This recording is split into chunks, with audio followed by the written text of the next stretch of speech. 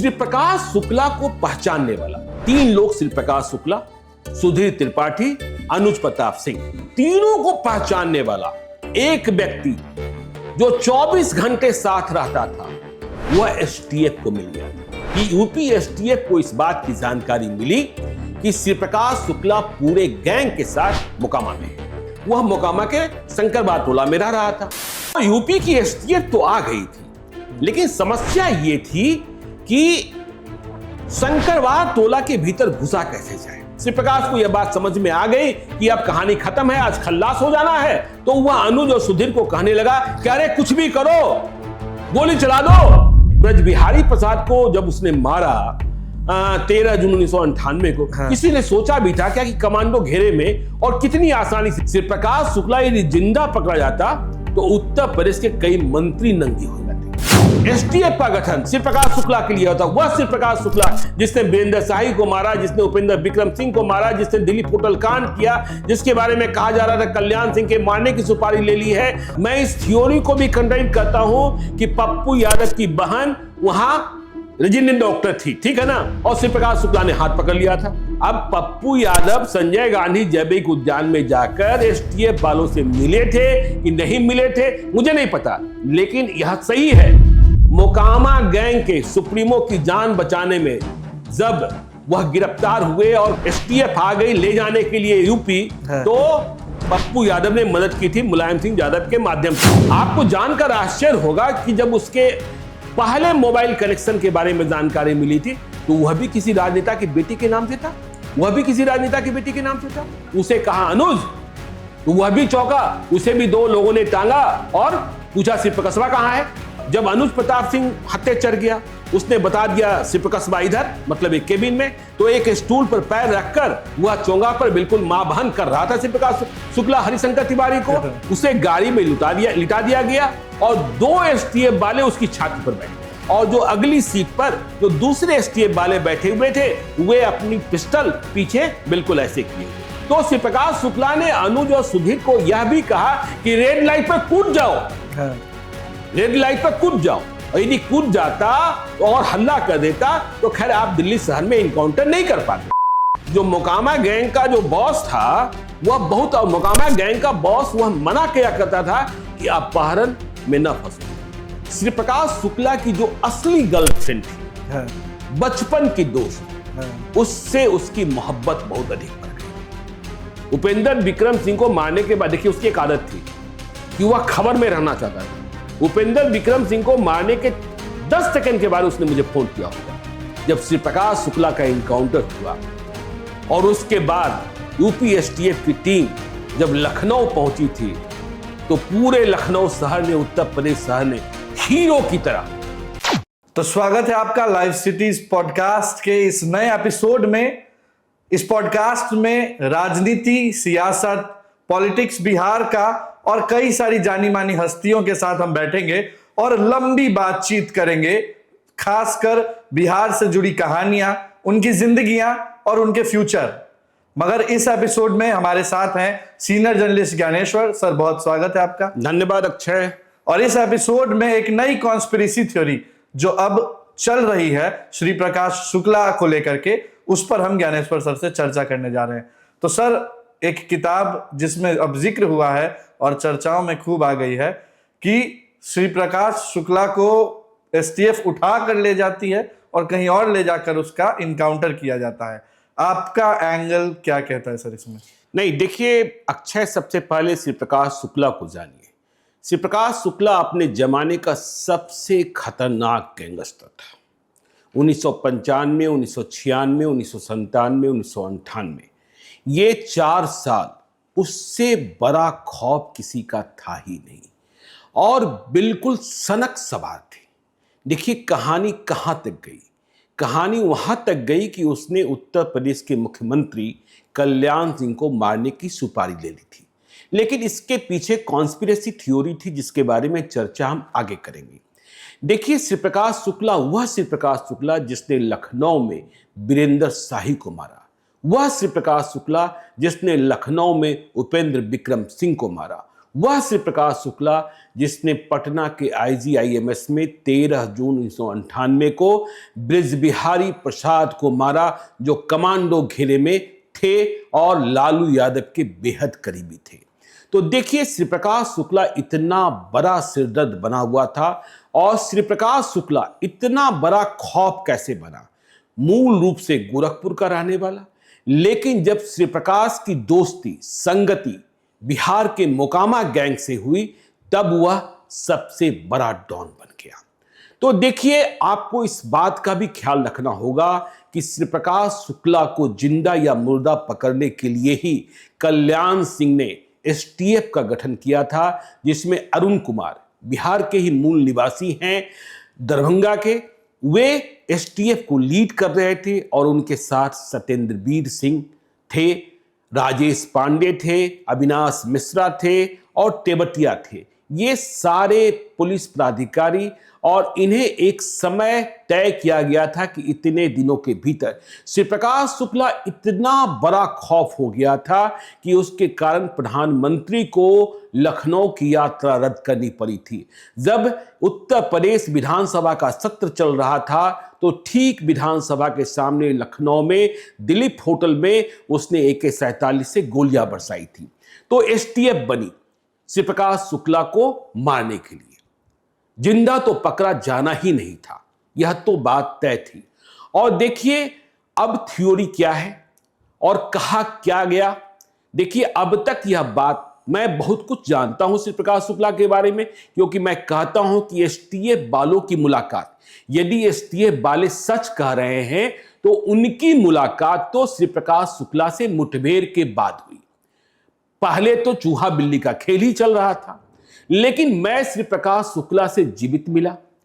और आपको पता ही है कि बृजबिहारी प्रसाद की हत्या के 2 दिन पहले वह पटना आया था, मुझसे मिला था, लेकिन मैं यह समझ नहीं पाया था कि वह बृजबिहारी प्रसाद की हत्या कर देगा। बृजबिहारी प्रसाद की हत्या के तुरंत बाद उसने मुझे फोन भी किया था, यह सच भी है। तो देखिए, श्री प्रकाश शुक्ला जिसे 22 सितंबर 1998 को STF ने दिल्ली NCR के गाजियाबाद के इंदिरापुरम इलाके में मारने का दावा किया, राजेश पांडे, अविनाश मिश्रा, तेवतिया, अरुण कुमार, सत्येंद्रवीर सिंह। तो डेवलपमेंट क्या है, 2024 में 2 किताबें आई और दोनों किताबों का नाम वर्चस्व है। एक किताब लिखी राजेश पांडे ने, ठीक है, जो STF के, जिसने श्री प्रकाश शुक्ला को मारा, उत्तर प्रदेश के बहुत ही जांबाज पुलिस पदाधिकारी हैं। तो उन्होंने इस किताब में श्री प्रकाश शुक्ला ऑपरेशन की पूरी कहानी बताई, लेकिन वह कहानी बताई जो पुलिस का वर्जन है, ठीक है ना, जो पुलिस कहती रही है।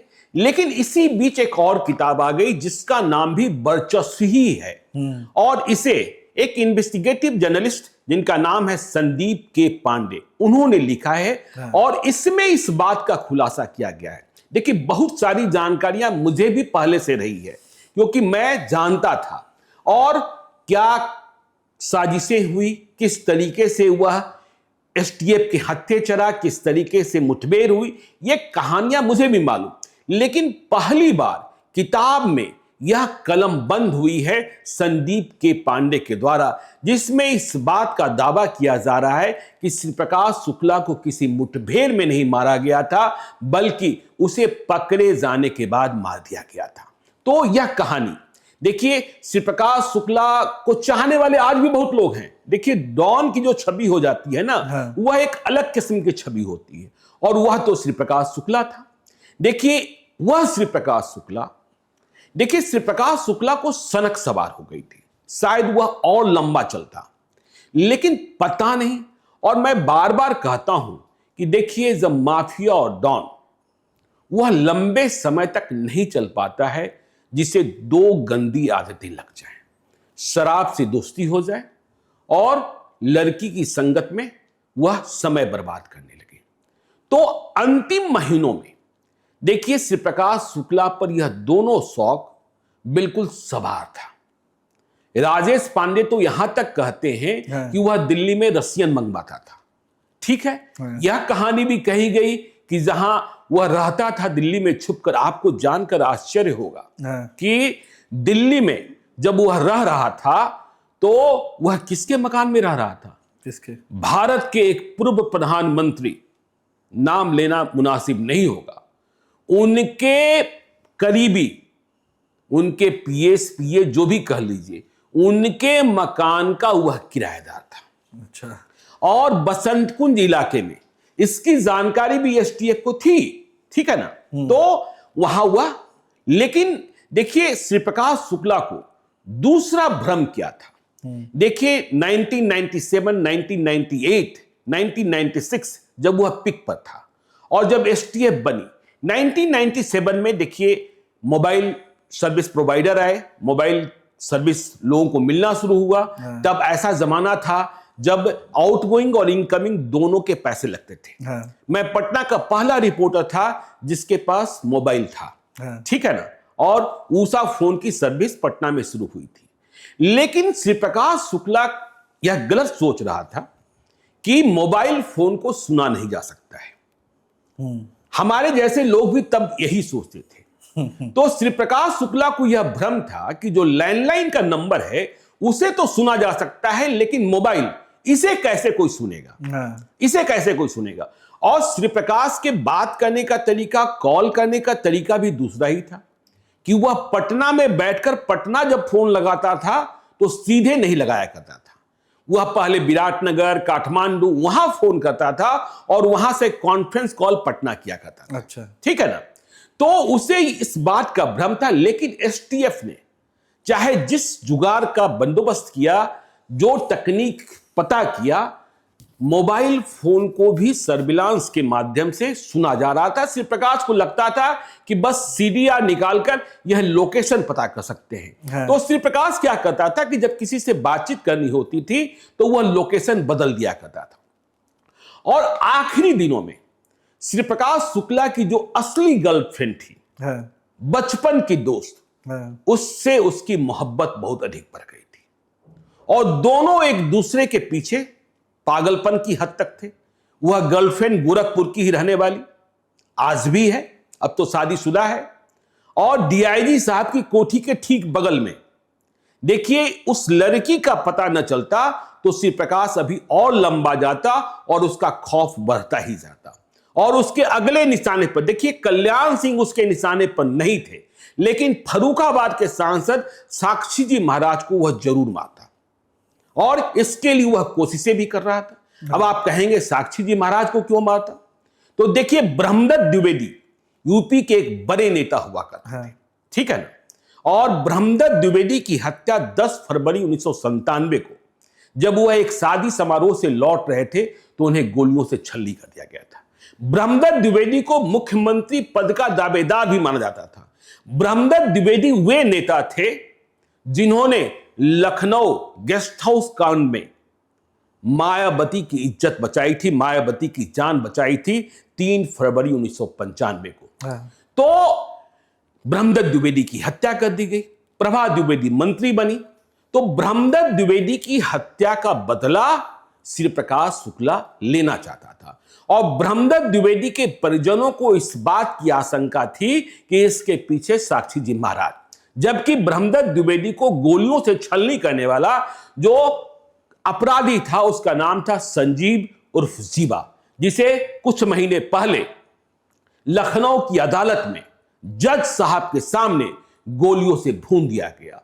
और जिस तरीके से हत्या हुई संजीव उर्फ जीवा की, देखिए संजीव माहेश्वरी नाम था और उसे मुख्तार अंसारी का भी शूटर माना जाता था। लोग कहते हैं कि इस हत्याकांड के पीछे भी कौन था? लॉरेंस बिश्नोई। क्योंकि जिस तरीके से हथियार और जिस तरीके से बिल्कुल न्यू कमर अपराध में, जिसने पहले कभी अपराध नहीं किया हो, उसका हैंडलर कोई दूसरा, तो यह कहानी साक्षी जी महाराज को जरूर मारता। अब देखिए, जो एसटीएफ का दावा है, एसटीएफ भी कहती है कि श्री प्रकाश शुक्ला दिल्ली में मौजूद था, यह जानकारी थी। कई दिनों से एसटीएफ की पूरी टुकड़ी दिल्ली में कैंप कर रही थी और दिल्ली में कैंप जब कर रही थी, पहले कुछ दिनों तक तो निराशा मिली थी। आपको जानकर आश्चर्य होगा अक्षय कि जब श्री प्रकाश शुक्ला नहीं मिल रहा था तो उत्तर प्रदेश का एक दूसरा डॉन जो बाद में जेल के भीतर मारा गया, मुन्ना बजरंगी, उसके बारे में जानकारी मिल गई थी और मुन्ना बजरंगी के साथ यूपी की एसटीएफ ने एनकाउंटर किया। अच्छा। उसे मरा समझकर कि मार दिए, सांस बंद है, उसे राम मनोहर लोहिया अस्पताल में लाया गया और उसे अंत्य परीक्षण के लिए भेज दिया गया, पोस्टमार्टम के लिए। और आपको जानकर हैरत होगी कि यूपी एसटीएफ के पदाधिकारी उधर जाकर जलसा मना रहे थे कि चलो श्री प्रकाश शुक्ला नहीं मिला, मुन्ना बजरंगी मिल गया, इसे हमने मार दिया, कुछ तो हमारे पास कहने के लिए है। तो इधर जलसा चल रहा था और उधर जिसे डॉक्टरों ने भी मृत घोषित कर दिया था, वह मुन्ना बजरंगी जिंदा हो गया। वह मुन्ना बजरंगी जिंदा हो गया था। तो देखिए, तो श्री प्रकाश शुक्ला के बारे में जब सटीक खबर मिली, पहले खबर यह मिली और यह खबर सही भी थी कि उसे रांची आना था फ्लाइट से। उसे रांची आना था और रांची से धनबाद जाना था। अच्छा। धनबाद जाकर कोयला माफिया कह लीजिए, कोयलांचल के नेता कह लीजिए, सकलदेव सिंह की हत्या करनी थी। अब सकलदेव सिंह की हत्या क्यों करनी थी? सकलदेव सिंह से सीधे श्री प्रकाश शुक्ला की कोई दुश्मनी नहीं थी, लेकिन जिस तरीके से उसने दूसरे के कारण, मोकामा गैंग के कारण, वैशाली के कारण ब्रिज बिहारी प्रसाद को 13 जून 1998 को पटना के आईजीआईएमएस में मारा था, ठीक उसी प्रकार से उसने सुपारी ले रखी थी सकलदेव सिंह की। सुपारी में रुपए की बात मैं नहीं कर रहा, ठीक है। तो पहले दिन तो फ्लाइट छूट गई। अच्छा। और आपको पता है, देखिए एसटीएफ वाले कहते भी हैं कि उन्होंने घेराबंदी की थी, लेकिन वह आया ही नहीं। ऐसा नहीं था कि खबर लीक हो गई थी। अब दूसरे दिन देखिए उस लड़की, देखिए एसटीएफ वाले भी स्वीकारते हैं, अब तो संदीप के पांडे पूरा राजफांसी कर रहे हैं। देखिए वर्चस्व चाहे राजेश पांडे ने लिखा हो, चाहे संदीप के पांडे ने लिखा हो, उस पीसीओ का नाम आज तक नहीं बताए हैं जो पीसीओ श्री प्रकाश शुक्ला का आखिरी स्थल था। कौन सा पीसीओ? देखिए दिल्ली की पॉश कॉलोनी है ग्रेटर कैलाश 2 और उसके मार्केट में श्याम पीसीओ। और देखिए श्री प्रकाश शुक्ला की दूसरी गलती क्या थी? श्री प्रकाश शुक्ला की गलती एक और क्या हुई, जिस कार को मुठभेड़ में दिखाया भी गया कि भाई श्री प्रकाश शुक्ला इसी गाड़ी से भाग रहा था, वह सिएलो कार नीले रंग की। उस सिएलो कार के बारे में तो जानकारी पहले आ चुकी थी, लेकिन श्री प्रकाश को लगता था कि मुझे तो कोई पकड़ ही नहीं पाएगा। लेकिन देखिए अब इन दोनों किताबों से इतर आपको हम बताते हैं। देखिए राजेश पांडे ने कुछ स्वीकारा है, लेकिन वर्चस्व जो दूसरी किताब लिखी गई संदीप के पांडे के द्वारा, इन्वेस्टिगेटिव जर्नलिस्ट हैं, वे कहते हैं कि एसटीएफ वालों के पास श्री प्रकाश शुक्ला को पहचानने वाला कोई नहीं था। देखिए श्री प्रकाश शुक्ला को पहचानने वाला एसटीएफ को प्राप्त हो गया था। जब श्री प्रकाश शुक्ला के पीछे एसटीएफ लगी थी तो यह सच है कि एसटीएफ के पास श्री प्रकाश शुक्ला की कोई तस्वीर नहीं थी। कितनी मुश्किल से, किस तरीके से तस्वीर मिली थी, यह आपको भी याद है। उसकी कहानियों को यदि आप जानते हैं, श्री प्रकाश शुक्ला ऐसा गैंगस्टर था जिसके पास श्री प्रकाश शुक्ला की तस्वीर रही होगी, या तो वह तस्वीर उसे नष्ट करनी थी, और जिसने नष्ट नहीं की या जिसने छुपाया उसका मर्डर कर दिया गया था। तो श्री प्रकाश शुक्ला की जो तस्वीर एसटीएफ को मिली, जिसका खुलासा बाद में मुठभेड़ के बाद राजेश पांडे ने किया, वह तस्वीर लखनऊ में श्री प्रकाश शुक्ला के बहनोई के घर से मिली थी। अच्छा। और बहनोई के घर जब यह तस्वीर मिली तो श्री प्रकाश शुक्ला किस तरीके का सनक है उसके भीतर, यह एसटीएफ वाले भी जानते थे कि यदि श्री प्रकाश शुक्ला को पता चल गया कि तस्वीर वह है जो मेरे बहनोई के घर में थी, तो वह बहनोई को भी मार डालेगा, उनके बच्चों को भी मार डालेगा। तो राजेश पांडे ने, सत्येंद्रवीर सिंह ने, अरुण कुमार ने एक नई तकनीक अपनाई, जिसमें तस्वीर, चेहरा तो वही, लेकिन बाकी सब कुछ बॉम्बे से एक्सपर्ट बुलाए गए थे। ठीक है ना। तो श्री प्रकाश शुक्ला जीते जी समझ ही नहीं पाया जब उसके मुखबिरों ने यह खबर दी थी कि आपकी तस्वीर तो अब अखबारों में है और सब जगह है। तो श्री प्रकाश शुक्ला की तस्वीर मिल चुकी थी, लेकिन तस्वीर मात्र से देखिए एसटीएफ जो लगातार श्री प्रकाश शुक्ला के पीछे लगी थी, लेकिन एसटीएफ के भी बहुत सारे लोग दुश्मन हो चुके थे। हाँ, यूपी पुलिस में ही। अच्छा। वे कह रहे थे जितनी देरी हो रही थी कि श्री प्रकाश शुक्ला ने विदेश जाकर प्लास्टिक सर्जरी करा ली है, उसका चेहरा ही बदल गया है, इसलिए वह पकड़ा ही नहीं जा सकता है, वह मिल ही नहीं सकता है। लेकिन इस कंफ्यूजन के बीच आपको जानते हैं क्यों मैं कह रहा हूं कि इस किताब में वर्चस्व में भी जो कहानी है आधी अधूरी है। ठीक है, हम इनकी इस कहानी को, इस जानकारी को, इस इन्वेस्टिगेशन को मान भी ले कि वह पकड़कर मारा गया। श्री प्रकाश शुक्ला को पहचानने वाला 3 लोग, श्री प्रकाश शुक्ला, सुधीर त्रिपाठी, अनुज प्रताप सिंह। आनंद पांडे पहले ही मारा जा चुका था, राजन तिवारी अलग हो गया था। तो इन तीनों को पहचानने वाला एक व्यक्ति जो 24 घंटे साथ रहता था, वह एसटीएफ को मिल गया था। अच्छा। वह एसटीएफ को कैसे मिला था? मैंने मोकामा गैंग की चर्चा की। देखिए, एक मर्तबा ऐसा हुआ कि यूपी एसटीएफ को इस बात की जानकारी मिली कि श्री प्रकाश शुक्ला पूरे गैंग के साथ मोकामा में है और वह मोकामा के नंबर से लखनऊ में धमकी दे रहा है। अच्छा। तो एसटीएफ ने भी किसी तरीके से गोरखपुर के एक जानने वाले व्यक्ति का हवाला देते हुए श्री प्रकाश शुक्ला से बातचीत कर ली थी, जो अशोक सिंह के नाम से, देखिए बाकी मोकामा गैंग के लोग तो जानते ही थे, वह मोकामा के शंकरबाग टोला में रह रहा था। अच्छा। तो एसटीएफ की टीम पटना आई। एसटीएफ को हवाई जहाज की सुविधा मिली हुई थी, जब मर्जी हो AK-47 लिए लोग। और देखिए, तब मुरारी लाल मीणा पटना के ग्रामीण एसपी हुआ करते थे, अभी झारखंड के डीजी कैडर में है, तो उन्हें कोऑर्डिनेट करने को कहा गया।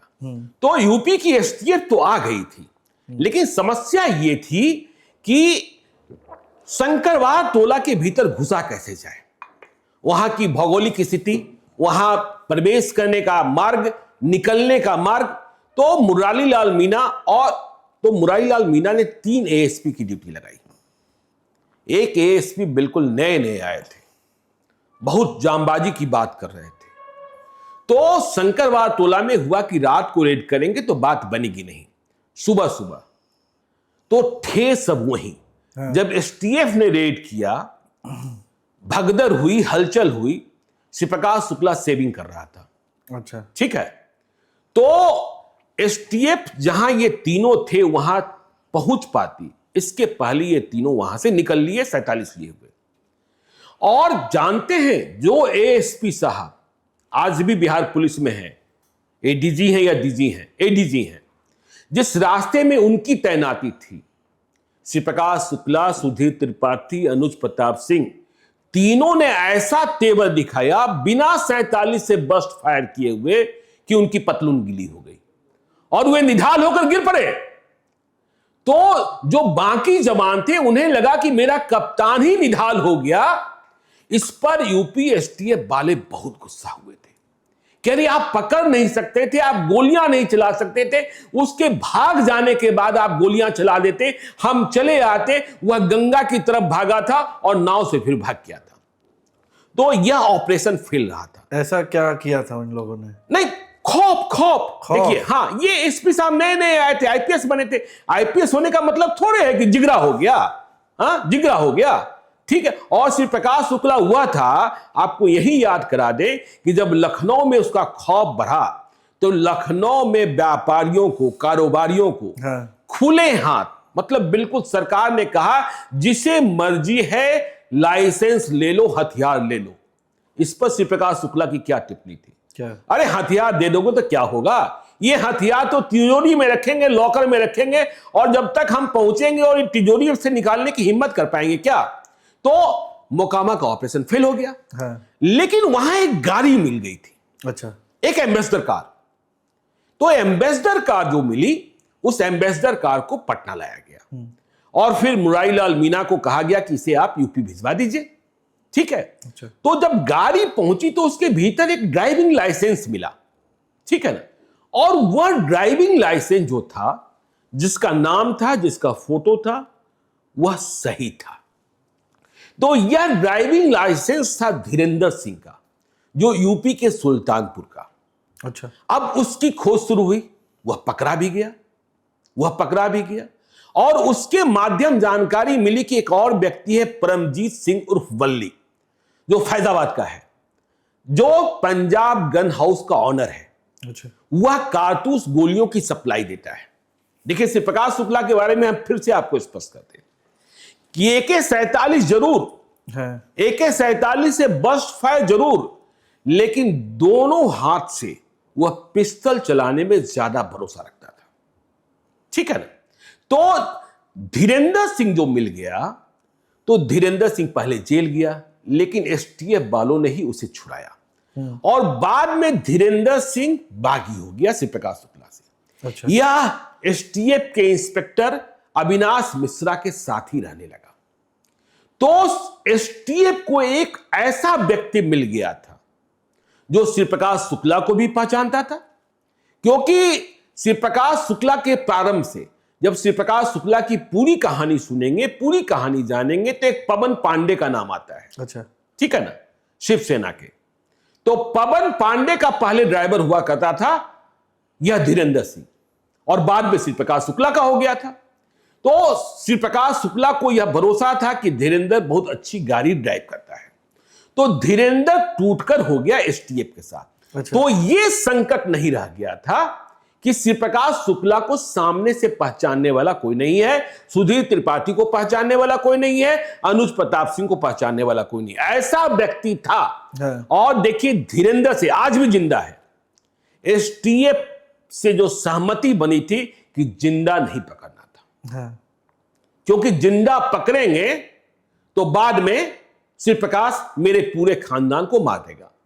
और देखिए, ऐसे कई मौके, आपको जानकर आश्चर्य होगा श्री प्रकाश शुक्ला का क्या तेवर था, क्या खौफ था। उसने उत्तर प्रदेश के DGP को धमका दिया था फोन कर, और DGP इतने भयभीत हो गए थे कि अगले दिन DGP का जो हाथा है वह बिल्कुल छावनी के रूप में तब्दील हो गया था। उसने गोरखपुर के SSP को धमकाया था। और एक बार यूपी की STF जब विराटनगर में ऑपरेशन कर रही थी, तो विराटनगर में वह दिख गया था, और इसने भी देख लिया था कि यूपी वाले आ गए हैं, तो उसने विराटनगर के SP को धमका दिया था कि आप इन्हें कहो कि नेपाल छोड़ दें, नहीं तो विराटनगर में इतनी लाशें, विराटनगर में ही तो इतनी लाशें गिरेगी कि पूछिए मत। ठीक है ना? तो यह उसका खौफ था। एक होटल स्वाति की कहानी है, वह भी कभी आप बैठेंगे दूसरे पॉडकास्ट में बताएंगे कि वहां क्या क्या हुआ था और किस तरीके से राह चलते इसने जोगबनी में दिवाली के दिन 1997 में 30 या 31 अक्टूबर होगा, भगवान यादव की हत्या कर दी थी। पप्पू यादव के बहुत खास आदमी थे, और उसके बाद जोगबनी शहर कई दिनों तक बंद रहा था, और कई हफ्तों तक तो लोगों को पता ही नहीं चला था कि अब श्री प्रकाश शुक्ला का किया हुआ है। बस राह चलते पप्पू देव ने कह दिया और उसने गोलियों की बौछार कर दी, और भगवान यादव के साथ शायद 5 या 6 लोग मारे गए थे। तो यह श्री प्रकाश शुक्ला, तो STF को एक ऐसा व्यक्ति मिल चुका था जो श्री प्रकाश शुक्ला को पहचानता था। और देखिए, राजेश पांडे ने जो बचत किताब लिखी, उसमें इस बात की चर्चा उन्होंने की है कि देखिए, लखनऊ में भी, लखनऊ के गोमती नगर में एक बार आमने सामने की भिड़ंत हो गई थी। बस कुछ सेकंड का फासला था, पेट्रोल पंप का वाक्य है, लेकिन वह निकल गया। और धीरेंद्र ने पहचान लिया था आर्मी वाली एक जीप जो पहले विधायकों को मिलती थी। और देखिए, श्री प्रकाश शुक्ला एक ऐसा डॉन जो बाहुबलियों से सार्वजनिक जीवन में, जो आप कहते हैं राजनीति का अपराधीकरण, अपराध का राजनीतिकरण, वैसे बाहुबलियों से भी रंगदारी वसूल लेता था। एक ऐसा माफिया, और उसे गोलियां देने वाले, मत पूछिए, कहते हैं कि एक पूर्व मुख्यमंत्री उत्तर प्रदेश, उनके कमांडो जो थे वह गोलियों की सप्लाई करते थे। एक बात आपको और याद करना चाहिए आगे की कहानी जानने के बाद, RK सिंह एक दरोगा था, अच्छा, जिसे STF में शामिल किया गया था। लखनऊ में उसने RK सिंह की हत्या कर दी थी, और उसका सर्विस रिवॉल्वर भी लूट लिया था, जो बाद में बरामद हुआ। अच्छा। तो आपको यह जान, हरिशंकर हरिशंकर तिवारी, सोचिए हरिशंकर तिवारी का जलवा, हरिशंकर तिवारी से, और वीरेंद्र शाही की हत्या के बाद हरिशंकर तिवारी जिनका खौफ, जिनका नाम शुरू से अंत गोरखपुर, जिसे क्राइम कैपिटल कहते हैं, तो हरिशंकर तिवारी को वह किस तरीके से रुला रहा था। हरिशंकर तिवारी की स्थिति ऐसी हो गई थी अक्षय कि वह श्री प्रकाश शुक्ला भले ही दुश्मन हो गया था, वह मारने की बात कर रहा था, लेकिन श्री प्रकाश शुक्ला के पिता भी नहीं चाहते थे कि हरिशंकर तिवारी को मेरा बेटा मार दे। अच्छा। तो श्री प्रकाश शुक्ला के प्रहार से बचने के लिए हरिशंकर तिवारी ने छोटी गाड़ियों से चलना बंद कर दिया था। 2 मिनी बसें खरीदी थी और उस मिनी बस में वह 20-20 आदमी के साथ बैठते थे और आगे पीछे गाड़ियां होती थी।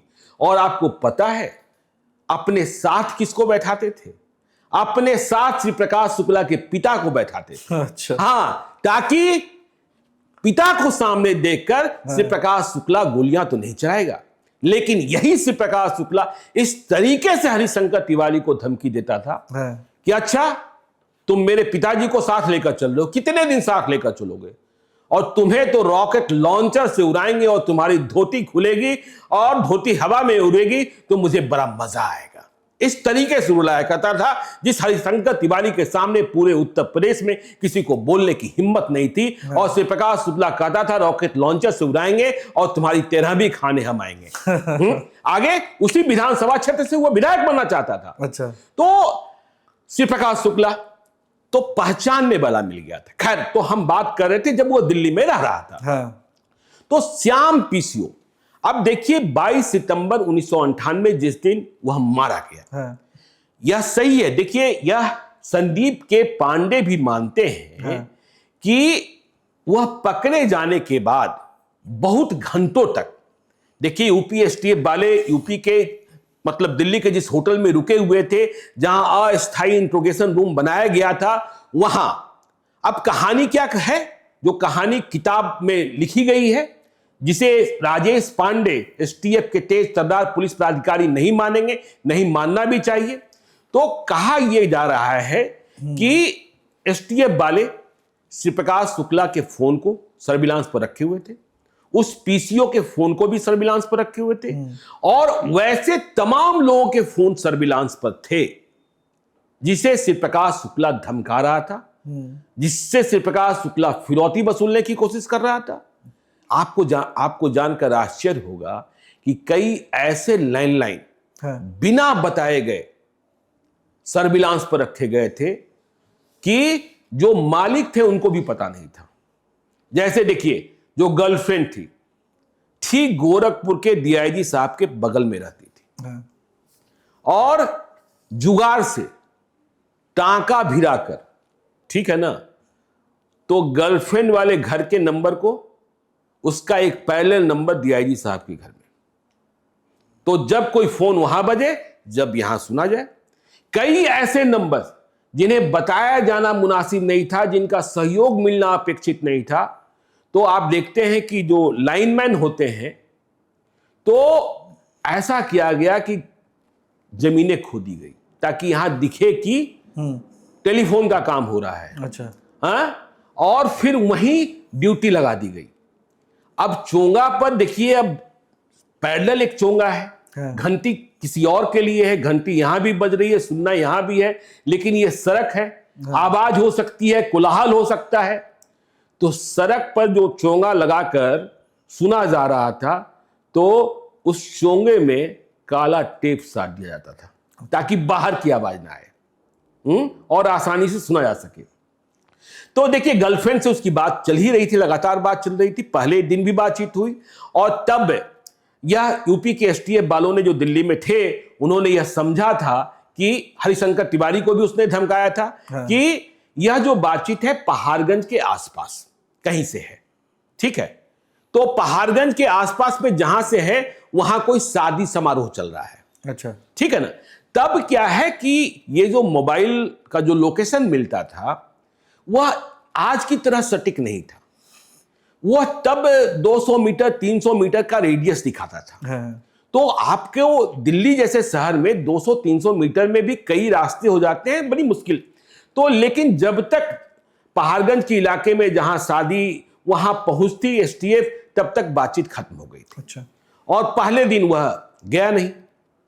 अब अगले दिन देखिए वह फिर से श्याम पीसीओ में था और उसकी वो नीली सीएलओ कार वही पार्क की हुई थी। उसने अपनी गर्लफ्रेंड को फोन किया। गर्लफ्रेंड पहले से पागल हुई थी कि हम दिल्ली आएंगे, और यह कह रहा था हम तुमको बुलाएंगे जब हम थोड़े शांत हो जाएंगे। तो इसने लंबी बात, जब भी यह बातचीत करता था तो यह अपनी गर्लफ्रेंड से लंबी बातचीत करता था। तो जहां भी अस्थायी डेरा डंडा था एसटीएफ वालों का, इन लोगों ने, देखिए दिल्ली पुलिस कितनी मदद करेगी, एयरपोर्ट वाले ऑपरेशन में पुलिस मदद करने को तैयार नहीं हुई थी, ये लोग उधर को निकल लिए श्याम पीसीओ की ओर। और लंबी बातचीत चल रही है, अभी चलेगी, इसी बात की उम्मीद थी। लेकिन ये सभी वहां पहुंचते, इसके पहले गर्लफ्रेंड से उसकी बातचीत खत्म हो गई। तो बातचीत खत्म हो गई, गोरखपुर के टीआई साहब ने बता दिया कि बातचीत तो खत्म हो गई। तो फिर धक्का लग गया कि अब क्या, तो ये बातचीत खत्म, अब तो मिलेगा नहीं वो। तो इन्होंने देखा कि उसी पीसीओ के नंबर से एक दूसरी बातचीत शुरू हो गई है। अच्छा। तो फिर उम्मीद जगी कि शायद हो सकता है कि शिवप्रकाश ही बातचीत कर रहा हो। तो इस बार वह हरिशंकर तिवारी से बातचीत कर रहा था। हरिशंकर तिवारी को धमकी दे रहा था और हरिशंकर तिवारी का नंबर भी सर्विलांस पर था। तो हरिशंकर तिवारी से इसकी बातचीत जारी थी। जब यूपी की एसटीएफ श्याम पीसीओ मतलब ग्रेटर कैलाश 2 के मार्केट में पहुंची तो कार तो पहले दिखाई पड़ गई। सभी सादे लिबास में थे। देखिए अब यह किताब संदीप के पांडे की कहती है किताब कि जो सुधीर त्रिपाठी था वह बाहर खड़ा था और मनोवैज्ञानिक तरीके से, मैं नहीं मानता इस बात को। देखिए यदि संदीप के पांडे ने सब कुछ खोल ही दिया है कि मनोवैज्ञानिक तरीके से एसटीएफ वालों को पता ही नहीं था, कुछ हुलिया की जानकारी थी कि एसटीएफ वाले पीछे से गए और सुधीर त्रिपाठी जहां बाउंड्री वॉल के पास खड़ा था वहां जाकर पीछे से कहा सुधीर, तो वह चौंक गया कि मेरा नाम जानने वाला कौन है। तो वह चौंकने के बाद जब पीछे देखा तब तक एसटीएफ वालों ने पिस्टल सटाई, उसे उठाया और जाकर जिप्सी में पटक दिया। इसके बाद पीसीओ में घुसे, जो किताब कहती है। इसके बाद जब पीसीओ में घुसे तो उन्हें इस बात की जानकारी थी कि अनुज प्रताप सिंह स्मार्ट दिखता है। तो उन्हें पीसीओ के भीतर 2 व्यक्ति दिखाई पड़े, एक काउंटर के भीतर और एक काउंटर के बाहर, और उसमें कई केबिनें बनी हुई थी। तो काउंटर के भीतर जो बैठा था वह मालिक था और जो सामने बैठा व्यक्ति था वह स्मार्ट सा दिख ही रहा था, तो अनुज प्रताप सिंह था। उसे कहा अनुज, तो वह भी चौंका, उसे भी 2 लोगों ने टांगा और पूछा शिवप्रकाशवा कहां है। इसी शब्द का इस्तेमाल इस किताब में किया गया है। शिवप्रकाशवा कहां है।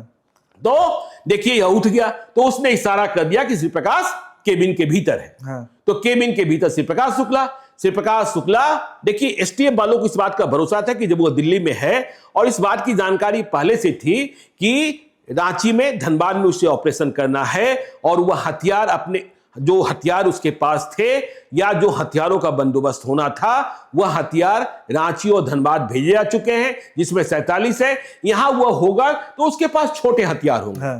तो जब अनुज प्रताप सिंह हत्या चढ़ गया, उसने बता दिया शिवप्रकाशवा इधर, मतलब एक केबिन में, तो एक स्टूल पर पैर रखकर वह चोंगा पर बिल्कुल मां बहन कर रहा था शिवप्रकाश शुक्ला हरिशंकर तिवारी को। तो जैसे ही ये घुसे 2 लोगों ने सीधा उठाया, उसके कमर में जो रिवॉल्वर थी वह बाहर ले लिया, और उसके बाद तो अब देखिए इसके बाद क्या कहानी है, जो कहती है कि इनकाउंटर नहीं पकड़कर मारा गया।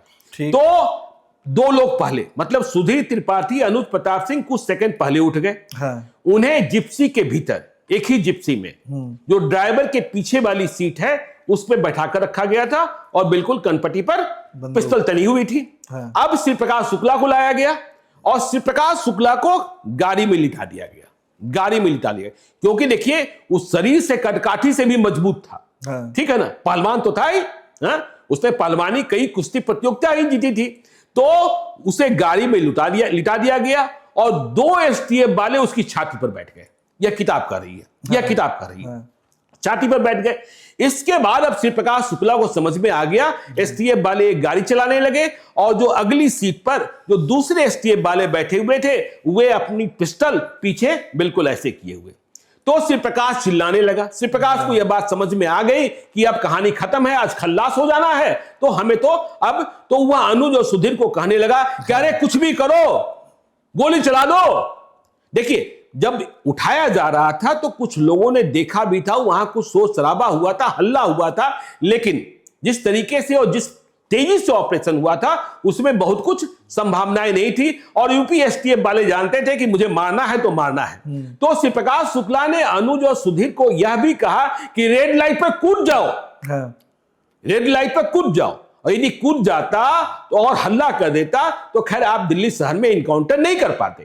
तो गाड़ी जब दिल्ली से बाहर जब बढ़ने लगी उत्तर प्रदेश की ओर तो श्री प्रकाश समझ गया कि अब देखिए कहा यह जाता है इस किताब में वर्चस्व में, मैं नहीं कह रहा, ये संदीप के पांडे जो इन्वेस्टिगेटिव जर्नलिस्ट हैं वे कह रहे हैं कि अब उसे अस्थायी इंट्रोगेशन रूम में ले जाया गया। अच्छा, तो अस्थायी इंट्रोगेशन रूम में ले जाया गया तो उसके पास से एक डायरी मिलती है और इस डायरी में कई ऐसे लोगों के नाम हैं कि एसटीएफ वाले चौंक जाते हैं। उसमें कल्याण सिंह की सरकार में शामिल कई लोग हैं, उसमें कई प्राधिकारी हैं, कई पुलिस महकमे के लोग हैं। तो अब तो श्री प्रकाश शुक्ला ने यह समझ लिया है कि मुझे बचना नहीं है। तो श्री प्रकाश शुक्ला जाति का कार्ड खेलता है, जाति से ब्राह्मण था और जो एसटीएफ बनी हुई थी उसमें अरुण कुमार साहब भी ब्राह्मण, राजेश पांडे भी ब्राह्मण, अविनाश मिश्रा भी ब्राह्मण। तो श्री प्रकाश शुक्ला यह किताब कह रही है, देखिए इन्वेस्टिगेटिव जर्नलिस्ट हैं, उन्हें कहीं से जानकारी मिली होगी सूत्रों से, तो यह किताब कह रही है कि श्री प्रकाश शुक्ला ने कहा हम भी ब्राह्मण आप भी ब्राह्मण। वह अब जनेऊ का हवाला दे रहा है, वह अब जनेऊ का हवाला दे रहा है कि जनेऊ का ख्याल रखिए और आप मुझे छोड़ दीजिए, इसके अलावा आपको करोड़ों रुपए भी हम देंगे। लेकिन एसटीएफ वाले इसके लिए तैयार नहीं होते हैं। ठीक है, तो देखिए जिस दिन की घटना है 22 सितंबर 1998 को, श्री प्रकाश का एक परिवार वाला भोपाल में रहकर पढ़ा करता था, उसे भी इस बात का अंदाजा था कि मेरे चाचा को पकड़ लिया गया है। क्योंकि जिस घर में वह रहता था, पीजी में रहता था, पीजी की मकान मालकिन के पास फोन गया था जिसमें श्री प्रकाश शुक्ला की आवाज, लोग कहते हैं जो उनके दोस्त हैं जो उनके यार हैं। तो अब श्री प्रकाश शुक्ला ने वहां, अब तो सब लोग हैं ही, अरुण कुमार हैं, सत्येंद्र सिंह हैं, राजेश पांडे हैं, सबके सब लोग बैठे हुए हैं। तो वह कह रहा है करोड़ों रुपए देंगे, लेकिन रुपयों की बात कहां, यहां तो भाई देखिए एसटीएफ ही बनी थी इसके लिए कि श्री प्रकाश शुक्ला को मारना है तो मारना है। अब तो ये तीनों के तीनों हत्या चढ़ गए थे। तो इसके बाद अब श्री प्रकाश शुक्ला को लगा कि जब ब्राह्मण का कार्ड नहीं चला, जनेऊ का वास्ता नहीं चला, करोड़ों रुपए की बात नहीं चली, तो उसने एक नया ऑफर दिया और यह ऑफर था ब्रजेश सिंह के बारे में। यह किताब कहती है ब्रजेश सिंह जो यूपी का बहुत ही बड़ा, अब तो देखिए अब तो माननीय हो गए हैं, और उस समय ब्रजेश सिंह के बारे में भी कहा जाता था कि कोई जानकारी नहीं मिलती है। तो श्री प्रकाश शुक्ला ने कहा, यह किताब कह रही है, वर्चस्व कह रही है कि श्री प्रकाश शुक्ला ने कहा कि आप मुझे छोड़ दीजिए, ब्रजेश सिंह को हम पकड़वा देंगे। देखिए उनके पुराने दोस्त यार कहते हैं कि ब्रजेश सिंह से आखिर में संबंध हो गया था श्री प्रकाश शुक्ला का, और ब्रजेश सिंह से उसके अच्छे रिश्ते हो गए थे। और तब के समय में मुझे जहां तक याद है कि उत्तर प्रदेश में 3 ही ऐसे गैंगस्टर थे, ब्रजेश सिंह, श्री प्रकाश शुक्ला और ददुआ, जिन पर 2-2 लाख रुपयों का इनाम घोषित था। ठीक है, तो ब्रजेश सिंह को पकड़ा जाना भी बड़ी उपलब्धि थी, लेकिन ब्रजेश सिंह अभी जरूरत नहीं थी, ब्रजेश सिंह की आवश्यकता अभी नहीं थी, क्योंकि एसटीएफ का गठन श्री प्रकाश शुक्ला के लिए होता। वह श्री प्रकाश शुक्ला जिसने वीरेंद्र शाही को मारा, जिसने उपेंद्र विक्रम सिंह को मारा, जिसने दिलीप होटल कांड किया, जिसके बारे में कहा जा रहा था कल्याण सिंह के मारने की सुपारी ले ली है, और तमाम बातें पटना से लेकर और दिल्ली में भी देखिए, तो उसकी रंगीनियत उसे जान लेने वाली थी। तो ब्रजेश सिंह वाली बात भी नहीं चली। तो अब देखिए यूपी एसटीएफ के पास बहुत वक्त नहीं बचा था। तो एसटीएफ वालों ने अब अपने प्लान पर काम करना शुरू किया कि जितनी जानकारी लेनी थी, यदि हम इस चक्कर में पड़ते हैं कि भाई इसके सहारे हम बहुत सारे हथियारों की जब्ती कर लें, बहुत सारे पैसों की जब्ती कर लें, बहुत सारे नाम खोल लें, तो यह संभव नहीं होगा। हाँ। तो फिर वह कहानी जो पुलिस, इस किताब के मुताबिक पुलिस ने कहानी, एसटीएफ ने कहानी गढ़ी गाजियाबाद की ओर, और फिर जिस तरीके से सीएलओ कार और मुठभेड़ की बात दिखाई गई पुलिस वाले के सामने। देखिए, जब पुलिस को मारना है तो मारना है। आप ही देख ही रहे हैं आज की तारीख में कि यूपी में किस तरीके से गाड़ियां पलट जा रही है। सही बात। आपने विकास दुबे को देखा किस तरीके से वहां मतलब इनकाउंटर्स हो रहे हैं। हाँ। तो शिव प्रकाश शुक्ला का सफाया कर दिया गया। हाँ। और शिव प्रकाश शुक्ला के सफाये से, देखिए, शिव प्रकाश शुक्ला यदि जिंदा पकड़ा जाता तो उत्तर प्रदेश के कई मंत्री नंगे हो जाते। देखिए, जब एक बार उनके भाई, शिव प्रकाश के भाई को, शिव प्रकाश के परिजनों को पुलिस ने गिरफ्तार किया था लखनऊ के आदेश पर, तो 5-5 मंत्री कल्याण सिंह के पास पहुंच गए थे कि नहीं, जेल मत भेजिए।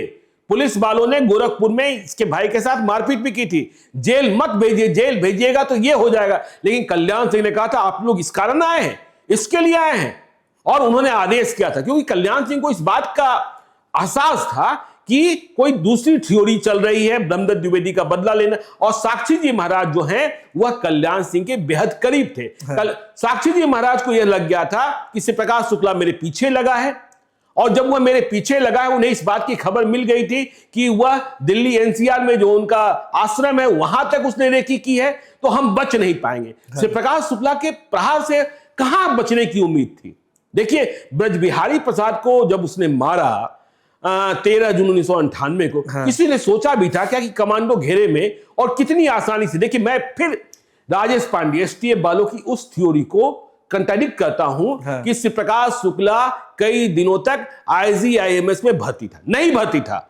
11 जून 1998 को आया था। मैं इस थ्योरी को भी कंट्राडिक्ट करता हूं कि पप्पू यादव की बहन वहां रेजिडेंट डॉक्टर थी, ठीक है ना, और शिव प्रकाश शुक्ला ने हाथ पकड़ लिया था।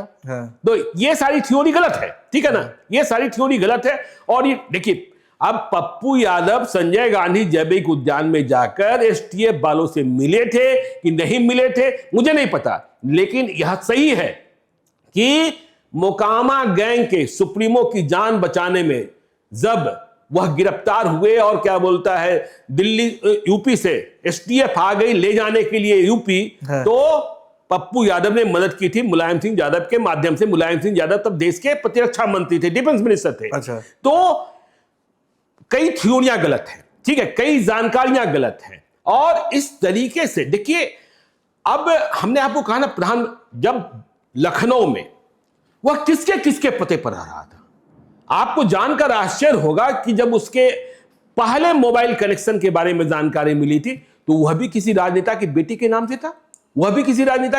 से था, और जिस तरीके से उसने लखनऊ में किडनैपिंग की थी, लखनऊ में उसने किडनैपिंग कर रखी थी, और वह पटना ब्रजबिहारी प्रसाद की हत्या करने चला आया था। पिता को मारा था, बच्चे को उठाया था। अच्छा, ठीक है ना। और देखिए, उसमें आपको जानकर आश्चर्य होगा कि करीब महीने भर लग गए थे बच्चे की रिहाई में। रस्तोगी फैमिली का मामला था, और जानते पिता का तो मर्डर ही हो गया था, बच्चा अपहृत था। तो परिवार वाले सोची ने, इतना लंबा वक्त गुजर रहा था, फिरौती कैसे वसूली गई थी, बच्चे की सलामती का प्रमाण कैसे दिया गया था, कैसे? काठमांडू का एक संध्या अखबार, इवनिंग अखबार, उस पर बच्चे से कुछ लिखवाया गया था। अब इसका आशय क्या हुआ? इसका आशय यह हुआ कि अखबार तो आज का ही है, और आज के अखबार पर जब बच्चे ने कुछ लिखा है तो इसका मतलब आज तक वह जिंदा है, इसका प्रमाण। और इसके बाद उसे फैक्स किया गया था रस्तोगी फैमिली को। अच्छा। फिर रैंसम, देखिए इसी चक्कर में अभी आपने देखा ना कि अनंत सिंह की हाईकोर्ट से रिहाई हो गई। कि भाई AK-47 की जब्ती मामले में पता नहीं बिहार पुलिस ने क्या गलती की कि जिस दिन जब्ती हुई उसके 7 या 8 दिनों के बाद के अखबार में वो लिपटा हुआ था, जिसे एग्जिबिट बना करके कोर्ट में पेश किया गया, जिसमें निचली अदालत से अनंत सिंह को सजा हो गई थी। तो छोटी छोटी गलतियां। तो इतना होशियार हो गया था, वो इतना होशियार हो गया था, और उसे लगता था, देखिए पैसे भी उसके पास अनाप शनाप आ गए थे, लेकिन बाद में पैसे कुछ बचे नहीं। देखिए जब डॉन मारा जाता है, जब माफिया मारा जाता है, जब गैंगस्टर मारा जाता है, तो उसका पैसा जहां जिसके पास रह जाता है उसी के पास रह जाता है, हाँ। उसी के पास रह जाता है। तो उसके पैसे बाद में तो, और श्री प्रकाश शुक्ला के चक्कर में उसके परिवार ने क्या भुगता है, कितनी परेशानियां झेली हैं। हाँ। लेकिन इसे भी याद रखिए, जब श्री प्रकाश शुक्ला का इनकाउंटर हुआ और उसके बाद यूपी एसटीएफ की टीम जब लखनऊ पहुंची थी, तो पूरे लखनऊ शहर ने, उत्तर प्रदेश शहर ने हीरो की तरह, कल्याण सिंह ने तो बधाइयां दी ही, कल्याण सिंह ने तो शाबाशी दी ही, लेकिन हीरो की तरह, हाँ। चाहे वो अरुण कुमार हो, सत्येंद्र सिंह हो, अविनाश मिश्रा हो, राजेश पांडे हो, तिबटिया शायद अब नहीं है, और सभी को, और मतलब इस तरीके से देखिए, जब वह उपेंद्र विक्रम सिंह को मारा था, हाँ। और फिर एक बार एक मंत्री की गाड़ी का पीछा किया गया था, कहा गया कि जब तक देखिए एसटीएफ वाले घेरते वह कूद कर निकल गया था। और इस तरीके से देखिए, जब उसे कोई कांड करना होता था, उपेंद्र विक्रम सिंह में बात सामने आई थी कि उसने मारा। उपेंद्र विक्रम सिंह को मारने के बाद देखिए उसकी एक आदत थी कि वह खबर में रहना चाहता था। उपेंद्र विक्रम सिंह को मारने के 10 सेकंड के बाद उसने मुझे फोन किया होगा। मैं उपेंद्र विक्रम सिंह को जानता भी नहीं था, लखनऊ में हत्या हुई थी। हाँ। मेरे एक सीनियर हिंदुस्तान अखबार में लखनऊ में थे। हाँ। मैंने उन्हें फोन किया। उपेंद्र विक्रम सिंह कोऑपरेटिव बैंक के वाइस चेयरमैन हुआ करते थे, राज्य मंत्री का दर्जा प्राप्त था। हमने अपने सीनियर को फोन किया जो हिंदुस्तान अखबार लखनऊ में भर्ती थे, आपके यहां इतनी बड़ी हत्या हो गई है, आपको पता है क्या? तो उन्होंने कहा, अरे यार क्या गजब बात करते हो, मैं लखनऊ में बैठा हुआ हूं और तुम कह रहे हो कि लखनऊ में हत्या हो गई, अब तुम लखनऊ भी कवर करने लगे क्या? लेकिन 10 मिनटों के बाद तो भाई सब कुछ सामने था। और देखिए श्री प्रकाश शुक्ला का जब पीछा किया जाने लगा तो मालूम हुआ कि आगे 1 किलोमीटर या 500 मीटर के बाद ही उसकी गाड़ी, जिस गाड़ी से उसने वारदात को अंजाम दिया था, हाँ। वह गाड़ी उसने छोड़ दी थी, और वहां दूसरी गाड़ी, तो उसका जो प्लान होता था ना, वो बहुत लीक प्रूफ हुआ करता था। लेकिन आखिरी दिनों में जब वह लड़की, गर्लफ्रेंड, ठीक है, और शराब, हाँ। देखिए शराब शुरुआत में वह बहुत नहीं प्यार करता था, क्योंकि जो मोकामा गैंग का जो बॉस था वह बहुत, और मोकामा गैंग का बॉस वह मना किया करता था कि अपहरण में न फंसो, लड़कियों की संगति न करो। लेकिन जब आप अपने को इतने ताकतवर मानने लगते हैं, जब इस तरीके से हो जाते हैं, तो सोहबत जब बिगड़ती है, तो इसी का परिणाम ये हुआ।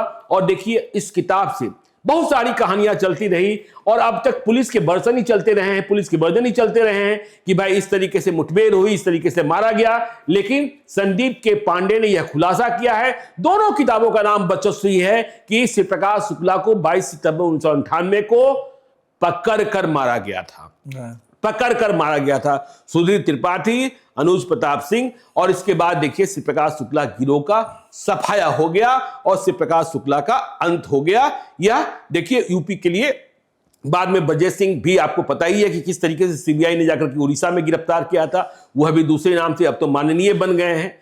और उत्तर प्रदेश में आज योगी की सरकार, वहां तो गुंडों पर सामत आई ही हुई है। लेकिन ठीक है, राजनीति करने वाले लोग कहते हैं कि किसी एक वर्ग को छोड़ा जा रहा है, किसी एक, तो ये तमाम स्थितियां परिस्थितियां, तो श्री प्रकाश शुक्ला की कहानी तो यही है कि देखिए नई कहानी, नई थ्योरी ये आई है कि उसे ग्रेटर कैलाश 2 से उठाया गया, पहले इंट्रोगेशन रूम में ले जाया गया, कुछ घंटे, आधे घंटे, 1 घंटे तक पूछताछ हुई, कुछ रात जाने गए, लेकिन लगा कि ज्यादा देरी ठीक नहीं है, तो फिर उसे पुलिस ने जो प्लान किया था, दिल्ली में इनकाउंटर संभव नहीं था, इसलिए गाजियाबाद के इंदिरापुरम इलाके में ले जाकर उसे मुठभेड़ में मार दिया गया। तो ये थी श्री प्रकाश शुक्ला के इनकाउंटर की कहानी। ज्ञानेश्वर सर की जुबानी आपने सुनी, जो खुद भी बहुत करीब से इन केसेस को कवर कर चुके हैं, और ऐसी कई सारी कहानियां क्राइम से जुड़ी ज्ञानेश्वर सर के पिटारे से, इसके अलावा बिहार की सारी कहानियां लाइव सिटीज के इस पॉडकास्ट शो में आपको मिली होंगी। उम्मीद है आपने स्टोरी को एंजॉय किया।